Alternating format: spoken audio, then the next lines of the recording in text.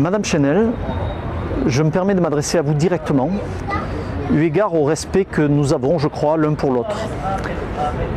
Madame Chenel, je ne comprends pas votre position, alors même qu'en conseil municipal, vous avez voté les délibérations que j'ai portées relatives à la culture, relatives à l'éducation.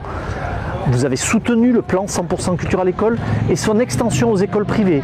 Vous avez approuvé le projet scientifique et culturel de la bibliothèque Louis Nucera.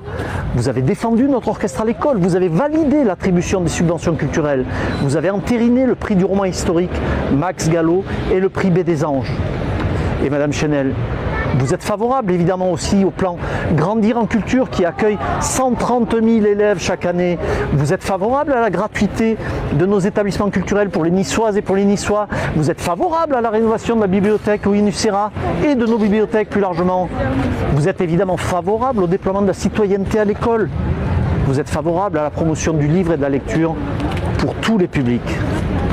Madame Chenel, regrettez-vous le plan de rénovation et de végétalisation de nos écoles sans précédent? Remettez-vous en cause la cantine à 80 centimes? Contestez-vous le principe de la régie municipale pour l'opéra, pour la restauration scolaire? Désapprouvez-vous la création du service langue, culture et tradition niçoise? Madame Chenel-Leroux, votre position fait courir un risque. Vous prenez le risque que toutes ces actions culturelles et éducatives soient mises à bas par l'extrême droite. Pourquoi? Madame Chenel, vous risquez de décevoir les acteurs culturels qui ont contribué à la conception de notre projet qui est fondé sur la concertation et l'accompagnement des créateurs. Pourquoi? Alors Madame Chenel, je ne peux pas croire que votre souhait soit d'anéantir la culture et l'éducation qui sont notre bien commun.